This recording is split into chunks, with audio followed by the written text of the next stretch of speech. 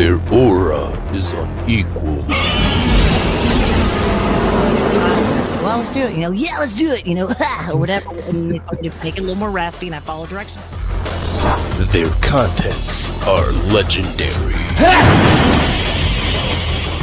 fact, that little sheet you see is his concept drawing. Their attitude is embraced. Tune in to one of the most up and rising kaiju-sized groups within our community. So go ahead and watch all of their creative content, including that of the Raw Attitude live interview, where they have special guests ranging from actors, directors, toy creators, artists, and many, many more.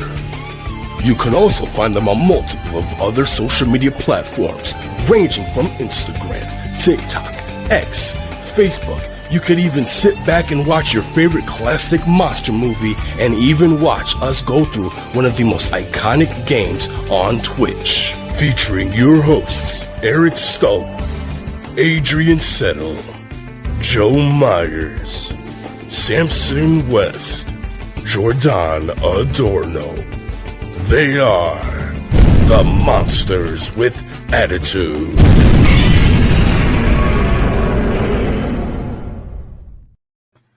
What's going on, listeners with Attitude? Welcome to another MWA Presents Raw Attitude live interview. Back in the driver's seat, your host with the most, Mr. Joe Mama. Man, it feels so good to be back here. It's been a while. Been busy with that baby boy. Joined with me, as always, is the Norwegian Nightmare, the bearded one, the legendary Eric Stolp. What's going on, Eric? How are you? I'm doing good, man. I'm doing good. Yeah. It's been a minute for us to do an interview here. Life's been crazy. But yeah, it's good. It's good to get back into the driver's seat here and start talking to these great, wonderful guests that give us their time and to kind of shed some light on some of the stuff that we just absolutely love, and just hearing about this stuff, finding out about this stuff is it's a pleasure. So yeah, I'm excited. Likewise. And I'm excited for our next guest for several reasons. I'm a big fan of his work, obviously, in Godzilla, but also in Underworld, which is super cool. I've heard so much, and I think you have too, Eric, that a lot of people were actually surprised when he made his appearance at G-Fest this year to learn that there was a suit for the 98 Godzilla film. A lot of people didn't know that. So that was a really kind of like interesting tidbit for a lot of fans. And I'm excited to dive into that and all of his work. But without further ado, the 98 Godzilla himself, Mr. Kurt Carley. Thank you so much for joining, sir. How are you? I'm well, thank you, guys. How are you doing? Fantastic. Good. I'm going to start like we always do. It's a super easy icebreaker question. We do this literally to break the ice. Did you grow up with Godzilla? And if you did, what are your earliest Godzilla memories? Yes, I did, of course, on television. And I remember watching the movie. It was odd. My parents actually sat down and watched a movie on television. And we watched the American version of Godzilla with Raymond Burr. Yes.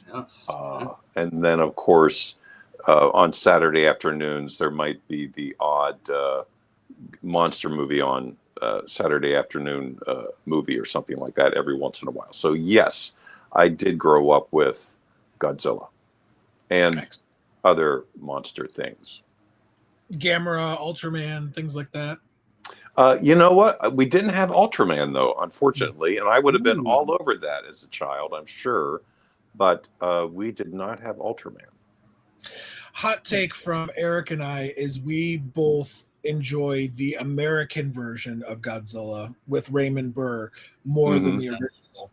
I think that probably has to do with what was available to us growing up and maybe seeing it more. But yeah, I think we both can say that we're a fan of the Americanized version more. Right. Oh, okay. Do you have a favorite in general? Is King of the Monsters your favorite, or do you have another one? Well, I grew up. Godzilla versus the Smog Monster was big. Wow. And and I know it's not really it's kind of a Godzilla movie, right? In a way, Destroy All Monsters. So yes, but Godzilla versus the Smog Monster made an impression on me. Absolutely, great choice. That's one we hear a lot, from people that have seen the movies over here. Is that Godzilla Smog Monster? So that must have been one that was just kind of on TV, publicly or whatever, just kind of back in the day. I don't know. Like I that's funny because I never saw that movie until like I had to rent the VHS like at Blockbuster for me to actually get introduced to that movie. So it's really great to hear these stories on like what movies they were kind of introduced to. So. Were you a fan of the Universal monsters? Like, did you grow up with that kind of stuff as well? I did, and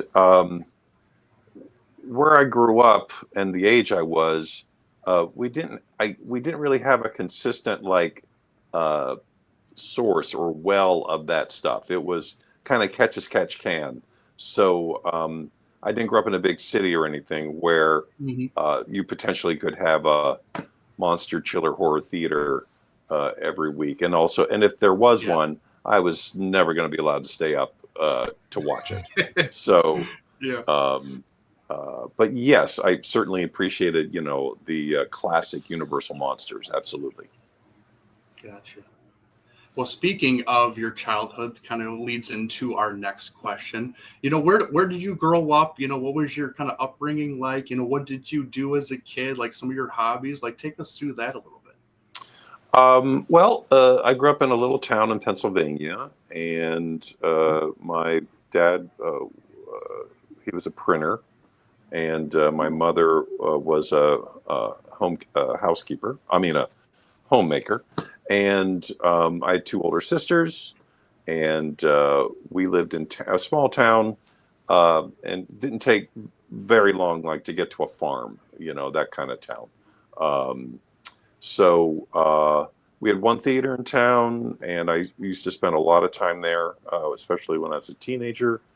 But television was my main, probably like a lot of people, television was my main source of getting this kind of information, this kind of exposure. And then as I got, as a teenager, Starlog magazine came out.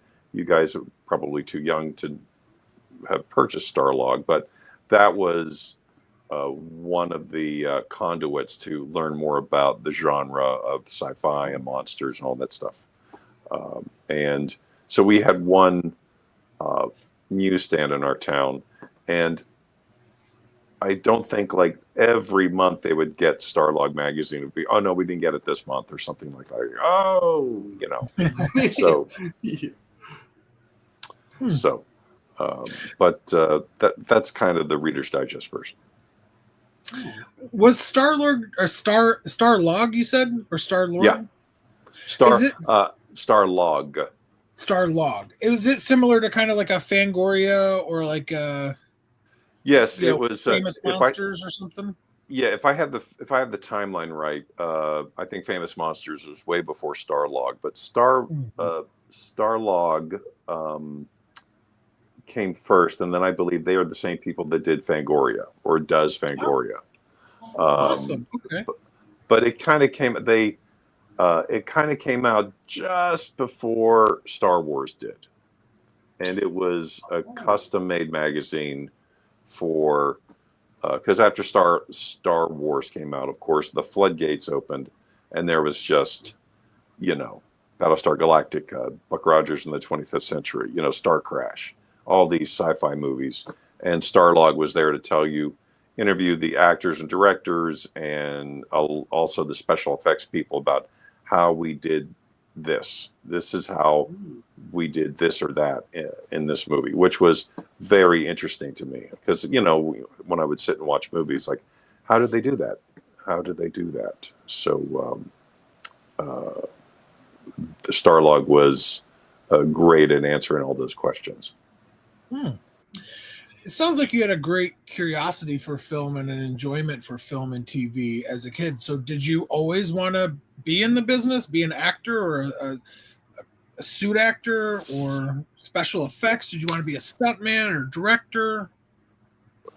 Yeah, I thought special effects would have been really interesting. And I came out to California and I stayed with a cousin when I was like 18, and it was difficult. I had no illusions about coming out here for a couple of weeks and getting a job working in special effects, but I just wanted to kind of get the lay of the land and find out a little bit about Los Angeles and the film business, what I could and what I could glean in 2 weeks.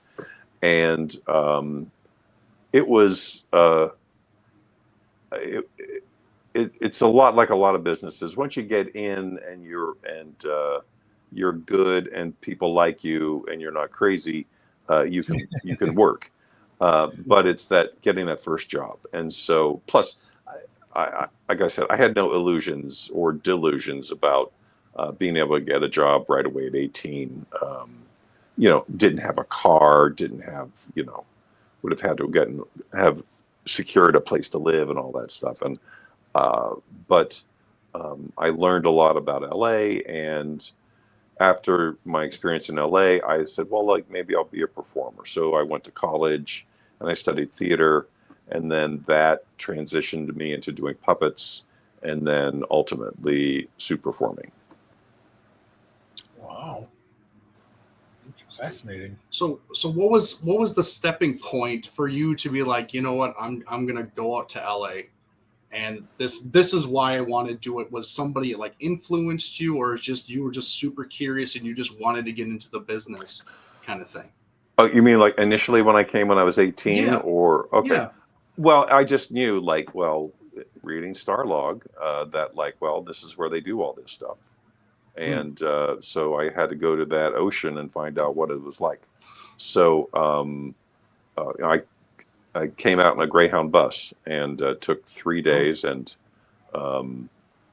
my cousin was very generous and let me stay with him for a couple of weeks. And he drove me all around. And but that was why I came out when I was 18, because I wanted to see what it was like.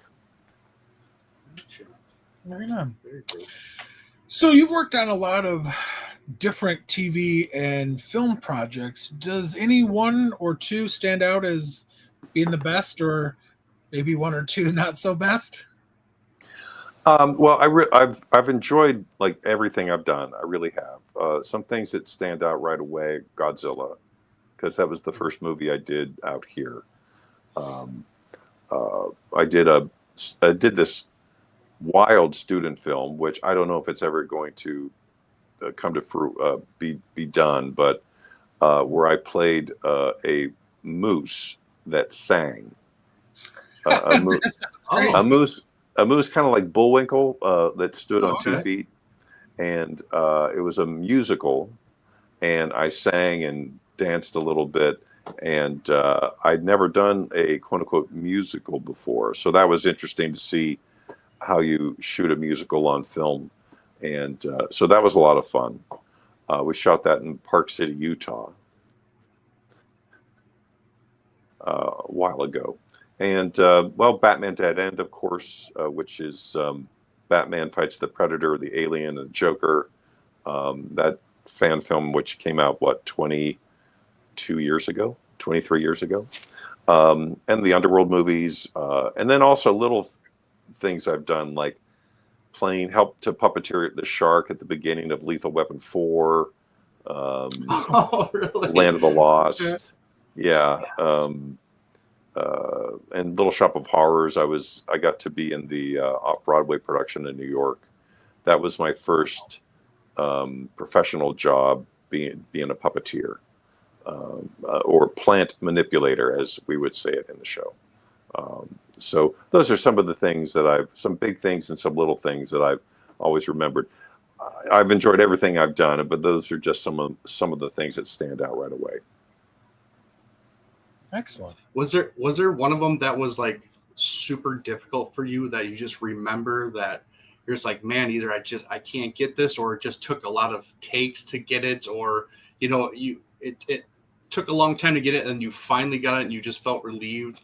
after you got it? Like, did you ever experience any of that? Yeah, there was a one time on Godzilla that my friend Preston and I, who ironically I went to college with, and we reconnected years later on Godzilla, like 10 or 11 years later. Oh wow!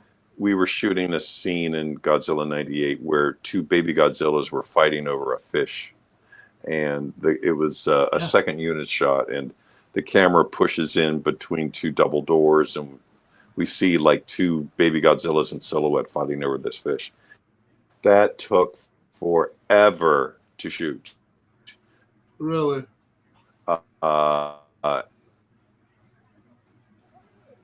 5 hours, which is painfully slow, considering we were. Oh, I lost you guys for a second. We got you back if you. Considering, if you oh, now I'm lost. Considering, oh, okay, I'm back. Mm-hmm. I'm back. Okay. Yep. Like I said, it was second unit, but there were a lot of factors. You know, the speed of the camera opening, the doors opening, the speed of the camera heading towards the doors, the right speed for the doors to open, the amount of smoke, the amount of light, all that stuff. The fish wasn't positioned right. We dropped it, but that was after 5 hours, and they started to get us out of the costume. And Preston and I, we're done. And the director said, "Let's do one more." Now, this was second unit. This was not Roland. This was second unit. Okay. And the directors, someone said, "We're gonna zip it back up and do another one." We were like, "We're done. No, we're done. We're exhausted. We're done." So yes, there's an example. You know, I'm sorry, Eric. I know you have another question you want to ask. It doesn't surprise me that you say Godzilla was one of your most physically hard, because I've seen those pictures where you're having to be hunched over. I mean, that's got to be just painful after a while on your back, no matter how big and strong you are in that position with all that extra weight. And it's got to be your hips and your feet. And well, it's a challenge. The body position is a challenge, you know, and so. But you know, that's the gig. You know, that was the job. So I would never complain about it.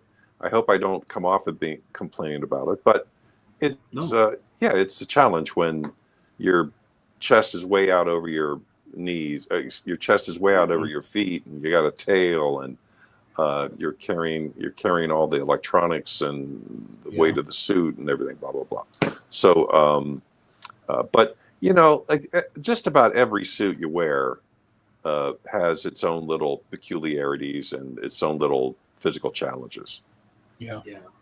There's so many stories from the original Godzilla films where some of the suit, Haru Nakajima almost drowned. They're being set on fire. The smoke inhalation, or the suits gets waterlogged and it's so hot and they've passed out in the suit. I mean, what you guys go through, you know, just is remarkable. And I don't, I hope this small podcast is a way to give you guys credit, but I don't feel like you guys get the recognition of just truly how hard work it is to bring these characters to life. Because as a kid, you're looking at them and like, oh my gosh, that's an amazing Halloween costume. And I would love to have it and go run and play with my friends. But you don't realize it until you're older, how heavy and stiff and honestly, in some instances, dangerous it can be. So much respect.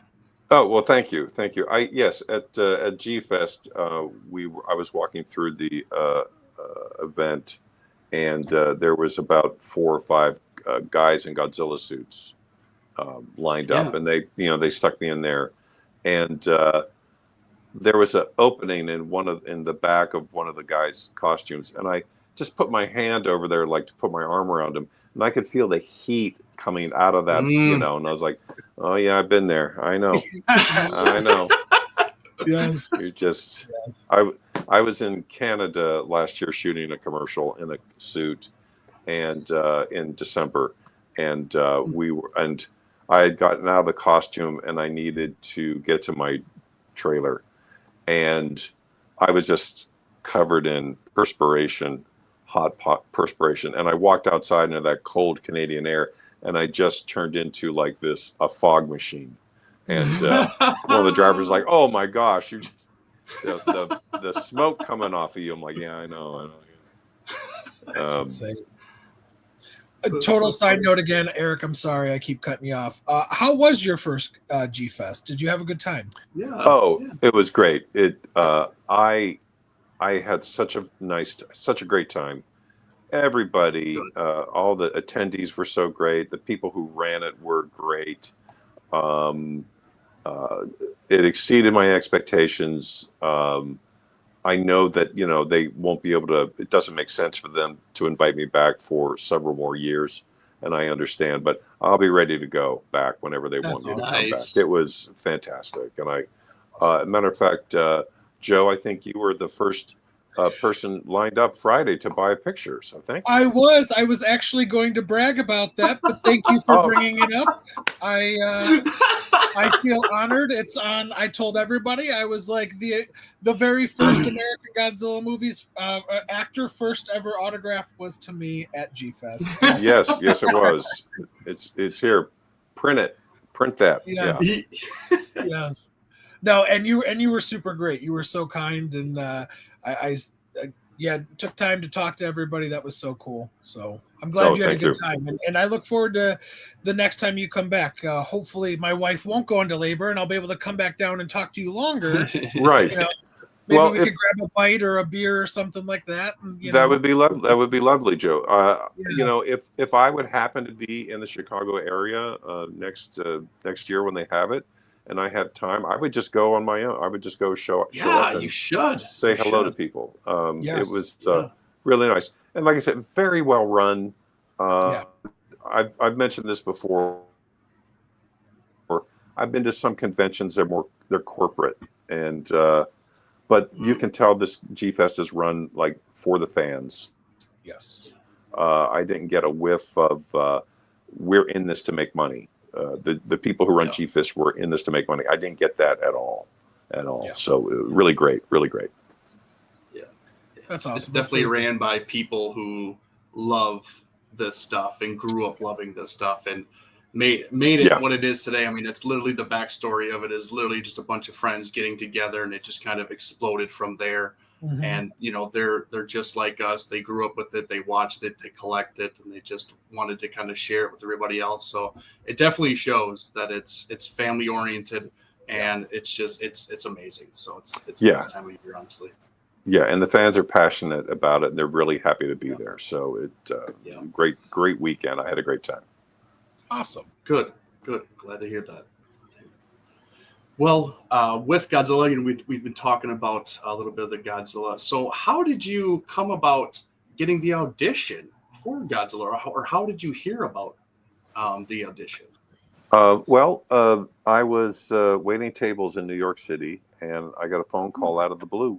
My answering service, that's back when you had answering services, said this casting director from LA called. And so I called them up, and they said the producers of Independence Day are looking for someone to play Godzilla for their next movie. And so that's how it happened. I still have no idea why I got called it's completely came out of the blue. And I've mentioned this before, that I got a call on a Monday, and when I woke up that morning, if you would have told me on Thursday of this week you're going to have a meeting with the producers of Independence Day in their bungalow on the lot at 20th Century Fox, I was like, yeah, how's that supposed to happen? But that's what happened.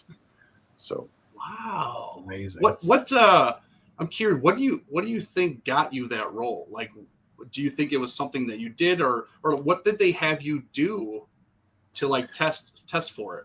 Yeah, well, it was when you first went in to meet them, and they tell you what the different techniques they want to use to bring this to life, and they would say, we're not going to show you we know what the new Godzilla looks like. We're not going to show you yet.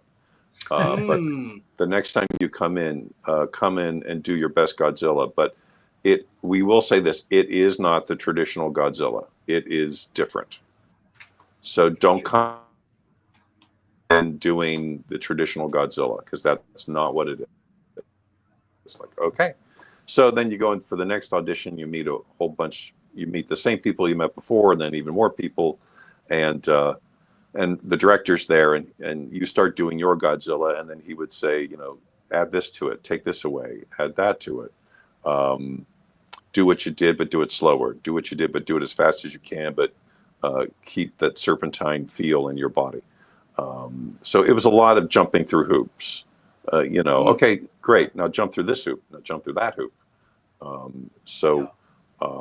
Audition, meeting, audition, and then and so I guess maybe I was ultimately hired or got the job because I was flexible, and I would just say, okay, great, and that's what we'll do.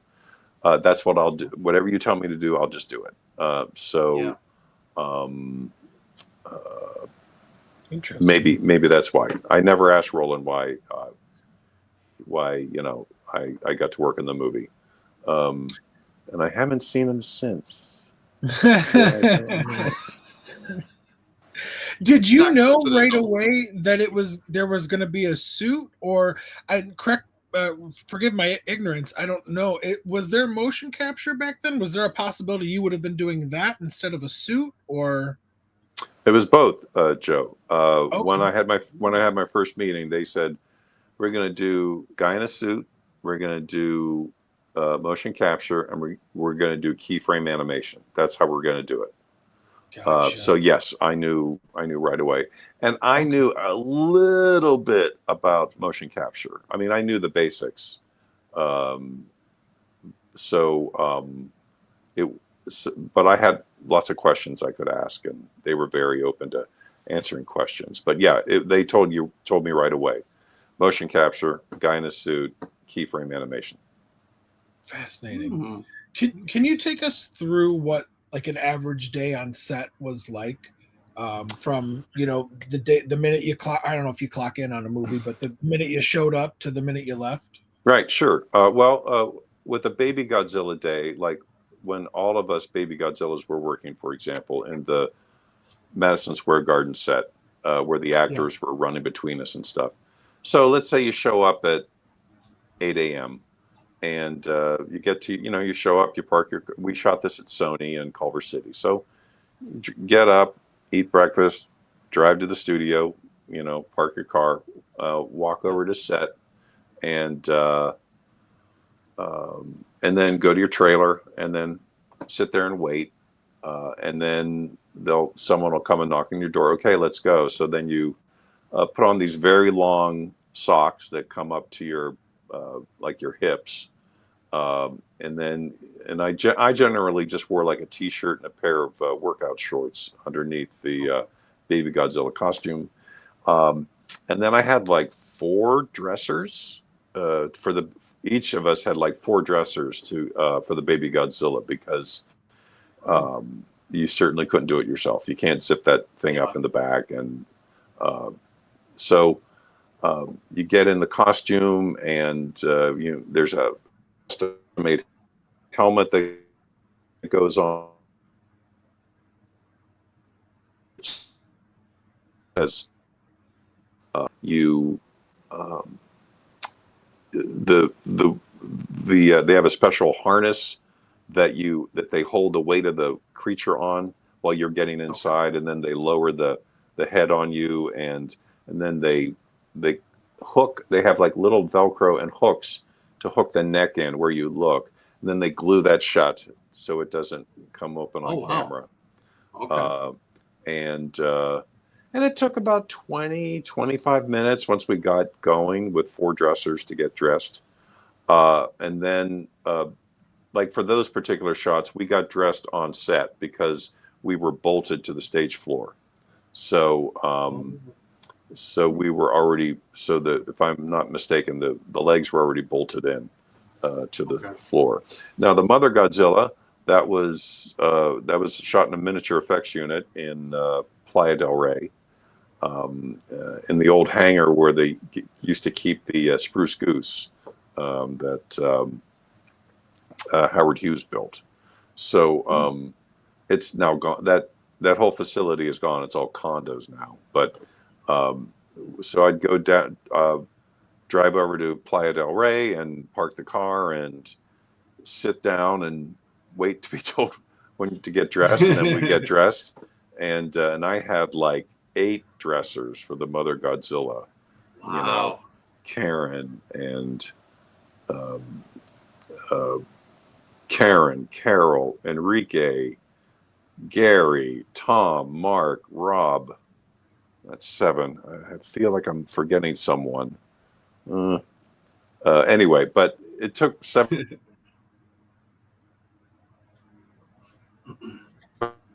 It took us about kind of the same process getting into the Mother Godzilla as it took to get into the Baby Godzilla. Although a lot of times when we were shooting with the Mother Godzilla, we were just shooting like from the waist up. But it was that was kind of what your day was, and then you were in the costume for 5 hours or so, and then you'd get out, maybe 2 hours, maybe 3 hours, maybe 5 hours, and then you'd get out of the costume, and generally you did that generally once a day. They would get you in, leave you in there for a long time, shoot what they needed to shoot, and then like, okay, you're wrapped for the day. Okay. Every once in a while, like, well, we're going to shoot a little thing with you before lunch. We'll go to lunch, and then we'll have you come back and get back in the costume and shoot more stuff. But that's kind of what it, and then go home, go home and take a shower. So that's what a day was like. Do you ever get claustrophobic in there? No, I don't. No, I did. There was one day where I was in the Mother Godzilla costume, and I was in the tunnel set, this beautiful tunnel set that they made, and I was lashed to a sled that they would push through the tunnel, and so they left me in the tunnel, which was fine.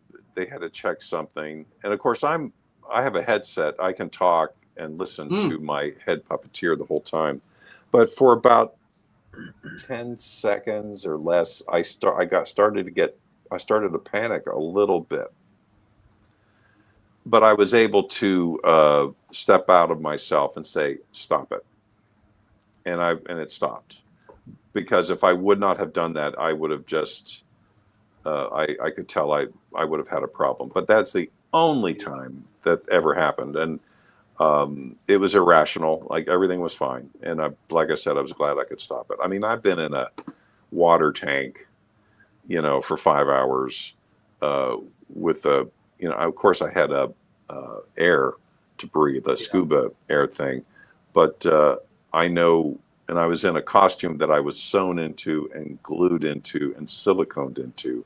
So if I choked or something, there is no, we'll just rip the mask off and give him air. I mean, I was locked in there, and that was, I was ready for that sensation of when I went into the tank, that feeling of the water filling up between my skin and the suit and working its way up, and then going up over my nose, and which might freak some people out, but mentally I was prepared for it, and it actually became very comfortable because the effects guys did me a big favor, and they made the water very warm. So I was just like in this very nice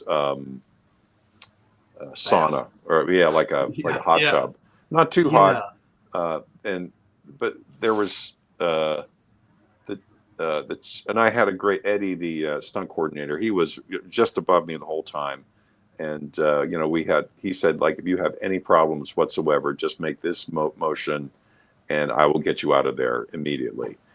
So that was also good to know that I had the stunt coordinator having my back. The only challenge with that was they had a hydrophone in the tank, so the director could give me direction, and that was just worthless, because it just sounded like someone talking through a comb with wax paper on it inside of a submarine behind a glass plate. It was just like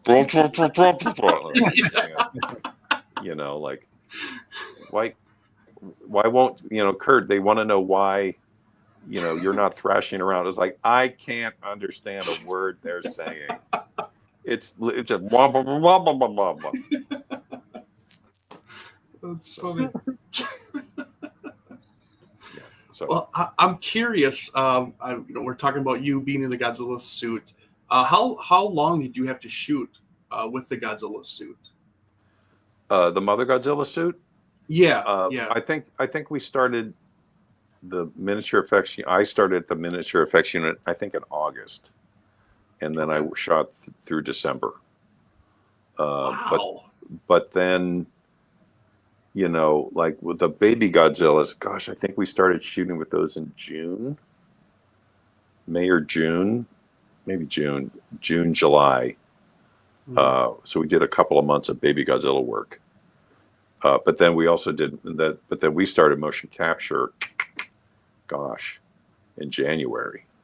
So it was like I didn't come out on the movie full time till March, but I flew out 2 or 3 times in January and February for fittings and tweaking motion capture stuff and things like that. So it was a great long job.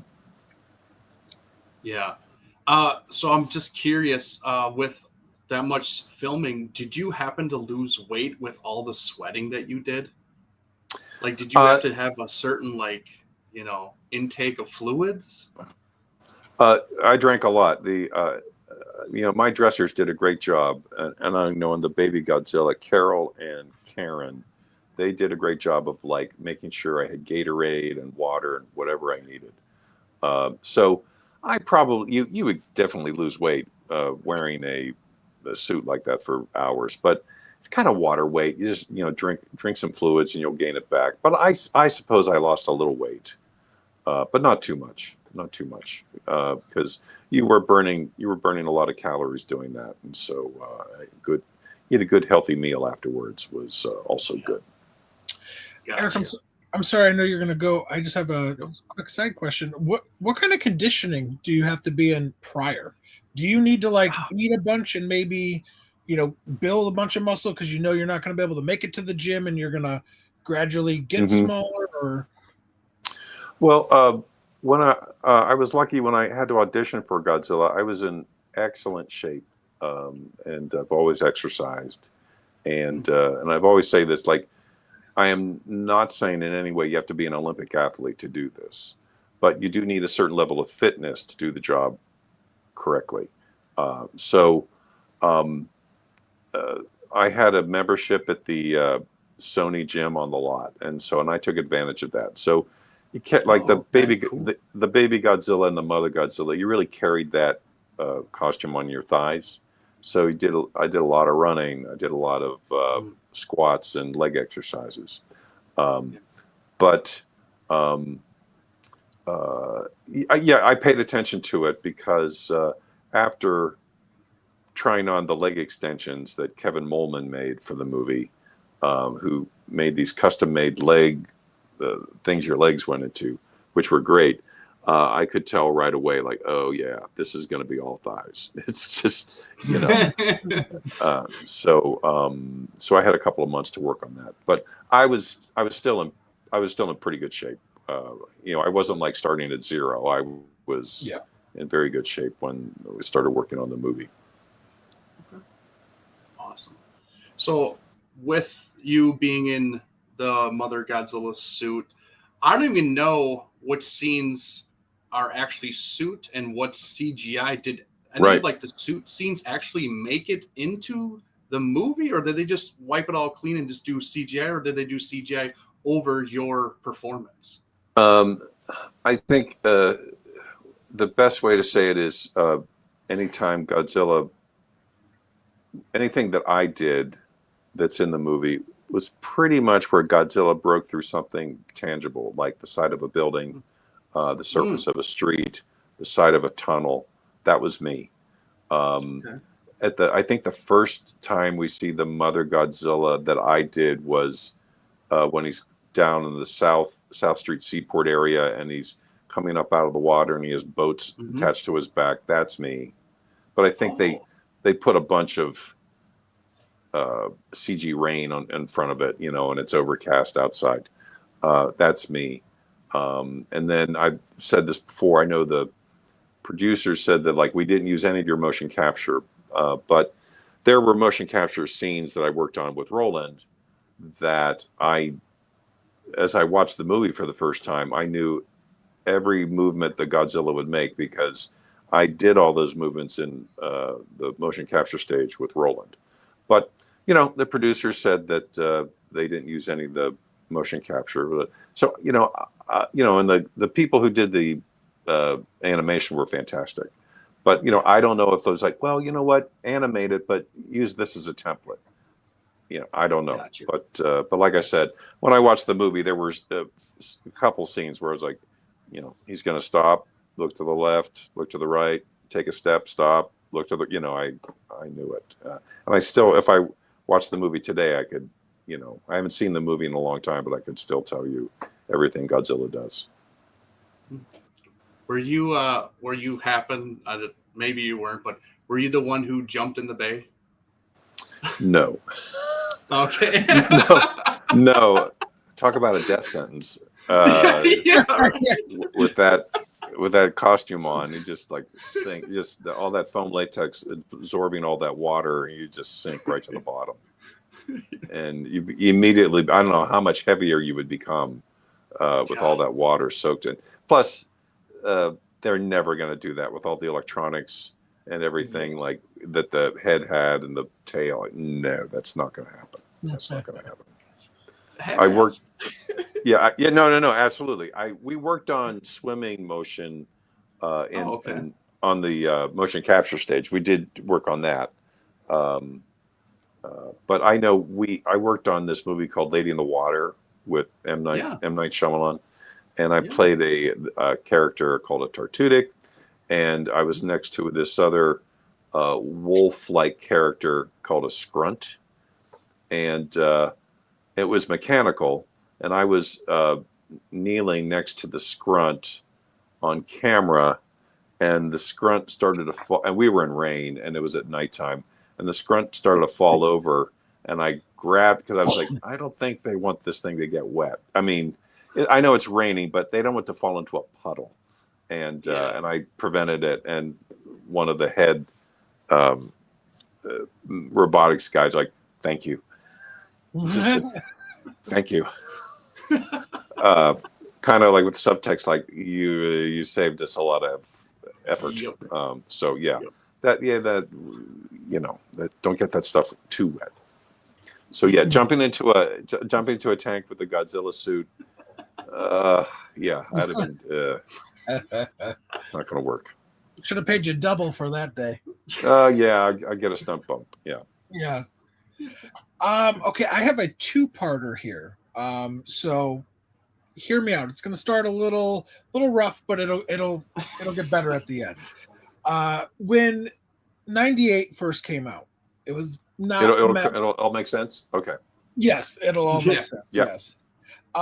When the 98 film came out, it was met with some pretty harsh criticism from critics and fans alike. Hearing that at first, how'd that make you feel? Did you take that personally, or were you just like, hey, I did the best that I could, and people's opinions are what they are? Right. My attitude is we did the best we could. Yeah. Because it wasn't just me. It really, I know it's cliche to say, but it really wasn't just me. It was all the people who, Patrick who designed it, and the people who sculpted it, and all the mechanics and the electronics people and the computer designers who designed all the stuff, and the seamstresses and the people who painted it. But when the movie came out, was I disappointed that it wasn't this box office smash? Sure, absolutely. But I was certainly mature enough to know, like, well, okay, it is what it is, and also it's not like they're seeing this face. So it's not like I'm walking down the street and going to be the object of scorn and ridicule. So yeah, I was disappointed the movie wasn't Independence Day successful. But hey, that's that's the way it goes. So it didn't bother me. I didn't have to journal about it. I didn't have to go see a therapist. Right. I was on to the next thing. Yeah. Yeah. So that leads me to my second part, which all these years later, was it 27 years later? Yeah, I wow. feel like there is actually starting to be a softer approach to the film where there is a new appreciation for it, myself included. I'll be the first one to admit I've talked about it on many of our prior shows where um, I got wrapped up, and I was a kid. I was 8, 9 years old when it came Yeah. out. I got wrapped up in the negative Hmm. reviews and things from fans. When I first saw the film, I liked it, but I let all these other people skew my opinion of it for a long time. And I would say probably about 10 years ago, I was like, you know what? Like, I'm not going to hate this film anymore. It's actually a really fun monster movie. Yeah. And I don't know if I would necessarily go in that design for Godzilla but that's my opinion. Yeah. But one of the greatest things that this film did at the time, almost 30 years ago, is it opened the door to Godzilla for a bunch of people who may not have Yeah. ever went and saw the Japanese Godzilla films or anything of that. And we may have had to have wait another 16 years for the MonsterVerse to come out to open that door to people. But by then, they would have already been adults. Yeah. So looking at it like that, and even from fans like myself who have had a change of heart, does it make you feel kind of good knowing like, hey, maybe it wasn't as appreciated back then, but there's a lot of people now that actually think it's pretty cool?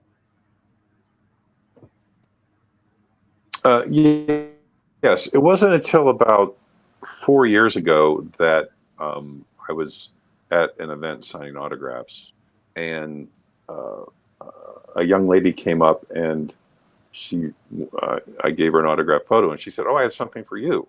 And she had drawn a drawing of the Godzilla I did with the baby Godzilla, and she wrote on there, "Thank you for being my introduction to Godzilla." Yes. And so ever since then, I've people of a certain age who grew up with it, who didn't have any not prejudices, but didn't have any other reference point. You know what I mean? They just grew up and they liked the movie.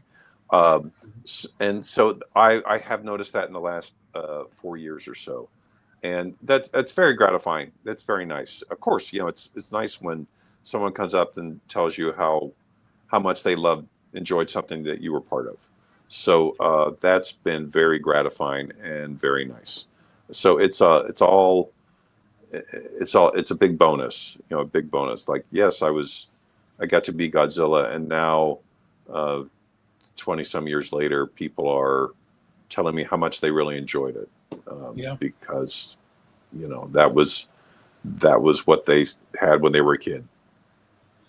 And I actually think that in a lot of ways, this is going to be another hot take for the fandom. In a lot of ways, I think that your Godzilla, some of the mythos and the build-up in the movie to the first appearance of Godzilla is done better than the most recent Legendary movies. Okay. Yeah. Like, there's actually a lot of things where I'm like, maybe I like the Legendary design more, but as far as like what that build up and that kind of orchestral crescendo type thing, I think you guys kind of did it better. If I'm honest, I do. So sorry. Oh, well, thank you. I will leave that praise though for the writer. No. I'll leave that praise for the authors and the director and the editors. So, and also the music people. So, but thank you. Yeah, thank you. That's nice of you to say. Absolutely. Well, I want to go to another franchise because we've talked about Godzilla a bunch, but I want to talk about another franchise that I absolutely love and adore. And you were part of the Underworld franchise, and you were part of several films actually. Yes. How did you get that? How did you get that role? Yeah, I did the first three. How did you become that? Yeah. Okay. I got it through the time-honored tradition of knowing somebody. Patrick Totopoulos, who designed Godzilla, he designed the werewolves for the Underworld movies, and so they put me at, they got me an audition with the director, and I got a job, and so I did. That's why I could do the job also. But yeah, I mean, it's like in a lot of businesses, it's relationships, and so that's the readers. That's how I got it. Was Patrick got me the audition, and then I got the job. And it wasn't just me. There were a lot of other guys playing, werewolves in those movies too. Yeah. Excellent. I never knew that Patrick designed both. That's interesting. Yeah, he's done a lot of interesting stuff, like iRobot. I think he designed the robot for that, and some other stuff. Okay. And I don't know. I mean, I don't want to. Just look him up on IMDb. He's done a lot of great stuff, but Stargate and Independence Day, Godzilla, the Underworld movies, and I'm leaving out a lot of stuff. Forgive me, Patrick. Sorry, but just go check out Patrick Totopoulos's IMDb, and you'll see he's designed a lot of great stuff. I remember being, like his author would be open, and there would be like these fantastic drawings that he did, for upcoming projects and stuff. Just like, wow, this looks really cool. So, yeah, he's a great guy.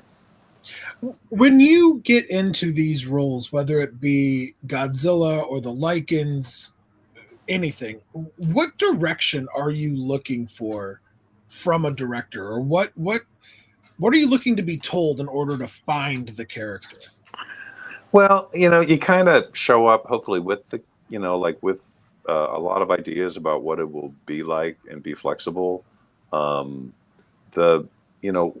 I want to hear is, you never hear it though, what you want to hear is perfect, don't change a thing. But that doesn't really happen. Sometimes it does, but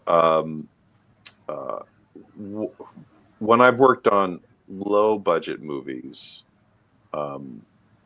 I have said to the director, I said,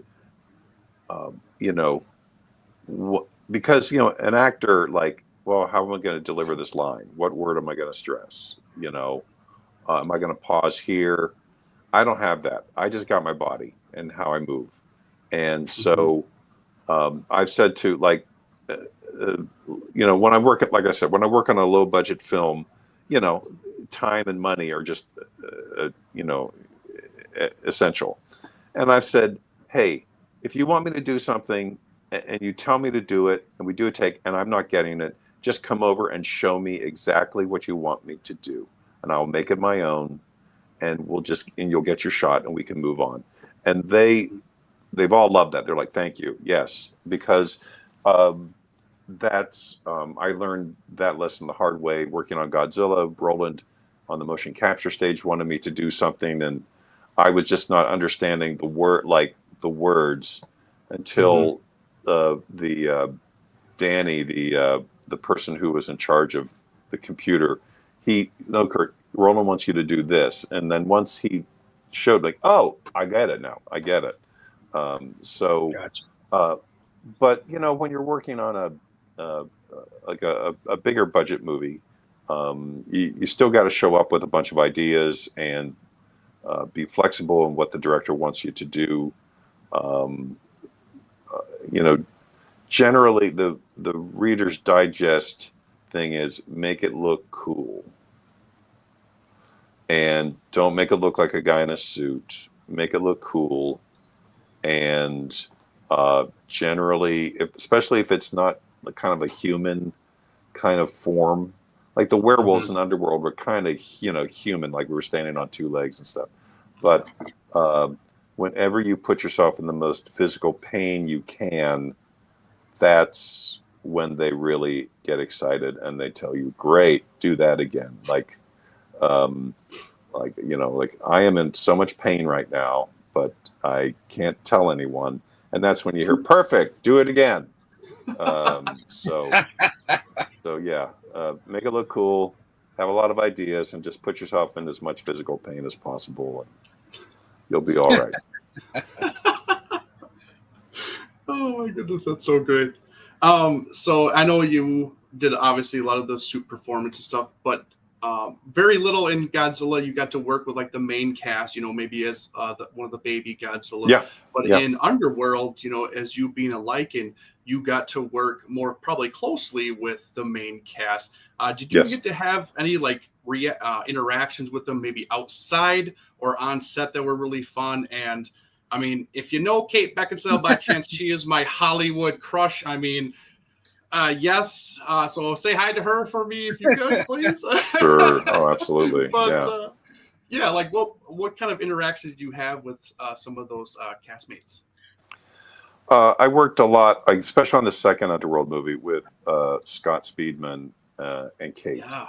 And so I fought Scott in a couple different scenarios, like in a tunnel, I think we fought, and then we fought outside in the snow. And man, I felt sorry for Scott because it was in the middle of the night on the side of a mountain in Canada, and he had to be shirtless.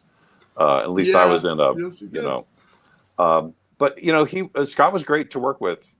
He very professional, and he knew that, like I have limited visibility, and so he was very patient with everything we were doing. Kate was, and so Scott was great. Kate was great also. We spent, I don't know, many hours. I spent many hours trying to kill her. I chased her in a tunnel, and her husband at the time was the director of the movie, and of course, put your hands around her throat, like, okay, I don't want to hurt her, so you just place your hands on her throat, squeeze, don't squeeze, but she was great, very funny, but unfortunately, if I walked into a restaurant and Kate would happen to be there, she would not know who I am. And that is no knock against her. Generally, when I saw her on set, I was in a werewolf costume. And she has killed me multiple times over a couple movies I worked with her. But if I explained to her who I was, I'm sure she would remember. But she's a lovely person. I have nothing. I know you're not looking for dirt or anything, but I have nothing bad to say about her or Scott. They were great to work with, and that's awesome. Yeah. That's awesome. But if I do see her, I'll tell her. I'll tell her. Thank you. You're not the only person that's told me that also. So I know. Yeah. I think every guy had a crush on her during that, for sure. Yeah. Absolutely. Even now, she's aged beautifully. Oh, yes. Oh my gosh. Kurt, we've been going for an hour. We want to be respectful of your time, but I'll be honest. I can keep going if you'd like to a little bit. Well, I would say yes, but I have to be on baby duty, unfortunately. Oh, and my wife is being that is more important than us talking about Godzilla. That is. I would love to, though. But what I was going to say is that I would love to have you back for a part 2 sometime in the future if you're willing. I think it would be a lot of fun. Absolutely, guys. Absolutely. Before we go, the floor is yours. Any upcoming conventions or appearances that you would like to plug, or any works that you want to get out there? The rest of the time is yours. Thank you. I'm going to pull the classic show business thing. I'm working on a thing that I can't talk about, so let me talk about it. I'm working on a show right now, a TV show I can't talk about, because I've signed a non-disclosure agreement. So why did you talk about it, Kurt? Well, I just want to feel like I'm important. And I'm going to be in Puerto Rico next month at the Horrific Expo I hope I'm going to pronounce this right, Aquana, Puerto Rico, which is in the western part of the island. So I'm going to be there for a couple days for their Horrific Expo. And I've got hopefully a movie coming out that I can't talk until it comes out. So, but yeah, so I've got some stuff going on, and you can reach me at my website, kurtcarley.com, or I'm on Instagram, and I enjoy interacting with people on Instagram, but I'm terrible. I have a white belt in social media, so I don't have a black belt in social media. So if people like try to connect with me on Instagram, I'm not ignoring you. It's just I'm learning how to do all the ins and outs of Instagram. So, but I'm on Instagram. It's Kurt Carley 3000 on Instagram. Kurt Carley 3000, and my website is kurtcarley.com, as I said. Excellent. Eric, any last questions, comments before we wrap it up? No, just thank you for your time, Kurt. It's been an absolute pleasure.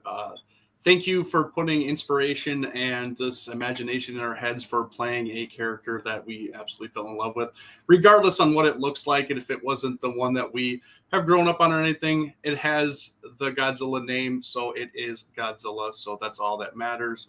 And just, best of luck to your upcoming projects, and just wish nothing but the best for you, and just thank you for being just an awesome person. So. Oh, that's very kind of you guys. Thank you. I had a great time. And yes, down the road, you want to do this again? Absolutely. You have my contact information. Just reach out. Yeah, I will. Thank you, Eric, for co-hosting this with me. I appreciate it, buddy. Kurt, thank you again so much. To all the listeners that are watching live, we appreciate you guys. To those of you that will watch in the future, thank you as well. Check out Kurt on his social medias as well as these upcoming conventions. How cool is that? I wish I would live close. I don't live close to Puerto Rico because I'm in the States, but I wish I could get there quickly because number one, I want to go. It's beautiful there. And number two, it'd be great to interact with you. Kurt, you deserve all the success that you've had, are having, and will have. You're truly a gentleman. We appreciate it. It's been a pleasure. Thank you so much. Until next time, everybody. Eric, how does it go? What is it? One phrase, 3 words. Embrace the attitude. Embrace the attitude. Embrace the attitude. Bye, everybody.